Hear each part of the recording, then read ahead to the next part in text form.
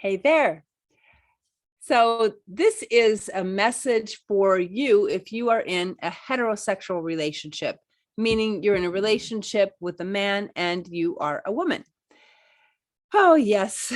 So relationships between men and women can be kind of complicated. One of the things that I've noticed in my work is that many women try to slow down their anxiety, kind of decrease their anxiety by increasing the rate of the sex. So they try to get it finished fast. So they're feeling uncomfortable, and what they do, what they/we do, is to get the sex over with quickly. The reason that we do this, or you may do this, is because you're not getting that much out of it. You're not enjoying it that much. It's not really filling your needs. And so what you're doing, and it makes perfect sense that you do this because, when we have something we don't love, we like to get it done quickly. What you're doing is to encourage your partner to finish fast. You want him, in this case, this is a man, you're a woman, you want him to have an orgasm, to climax, to finish, and kind of get her done quickly so that the sex doesn't take that long. This is one of the reasons that sex between men and women typically takes, and you may find this strange, I talk about this all the time, but it still shocks me, 5 to 7 minutes. And that includes everything. So that includes the warm-up, the so-called foreplay, whatever. It's a 5 to 7 minute thing. So when people tell me they don't have time for sex, that's of course not true. So you're in this situation where you are encouraging your partner to finish quickly. And when you do that, you feel better because you don't like it that much. You don't want it that much, and you get it done. Now, your partner may be encouraged by this or might participate with this or like this pretty well because he's often got concerns that if he slows down, that he might lose his erection. This is what happens with lots of men when they actually slow down and have a more kind of connected and kind of in the moment sex and not so much in their head with something else. They fear that they're going to stop being hard or stop having a good erection. And so for your partner, for your guy, he may want to have quicker sex anyway. So it might work for him and you.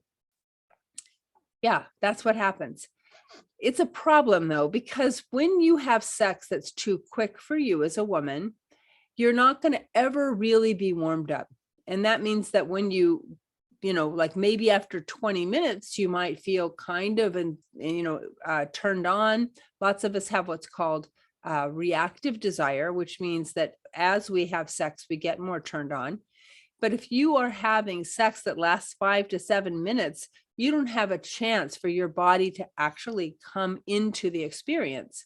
And so you're left feeling kind of hollow. He has an orgasm. You finish up, like, okay, that's it. You get up, wash up, whatever you do afterwards. But it isn't at all satisfying for you. He gets his goal met of having an orgasm, having sex with you, but it isn't really something that would be as fulfilling for him as if it went more slowly. So there are 3 things that I suggest that you do if this is what's happening in your life.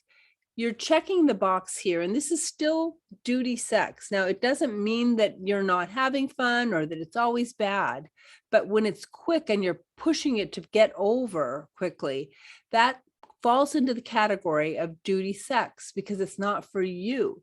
Something that's not duty sex is something that really feels good for you as a person, as a woman, that you're able to open to and allow and just enjoy the deliciousness of connecting with another person and finding where that takes you and just, falling asleep a little bit and then coming back into it. I mean, just the amazing range of things that the two of you can do if you're not in this kind of box checking part of a relationship that's sexual. So there's 3 things that you can do that will help you to change this. The first one is obviously just slow down. Don't keep doing things that you know will get him off, which is part of what you're doing probably if you're in this situation that keeps him, heightened and turned on, and you want it to happen. You want it to get to the end. Now, there's nothing wrong with feeling good about having our partner get satisfaction from sex. That's great. But when you're doing it more to kind of finish quickly, that's what I'm talking about. So if that's you, just slow down the sex and realize that your partner might worry about losing his erection. That's okay. Just be aware of it. Now, what to do if that happens? Just let it be. Just stop what you're doing, do something else. Maybe he gives you pleasure. Maybe you just hold each other and listen to a little music and drink water with lemon, or something that you've prepared for your experience together, which is another part of this, is creating something that really feels worth slowing down for. Right? If it's something that's worth it, you're going to want to relish the situation, but recognize that he might have some concerns about his erections, and just be compassionate there. So the second thing is to think about your own pleasure. Even if you don't have a climax, an orgasm, even if you're just enjoying what's happening, you don't need to have some kind of Hollywood style orgasm to make it good.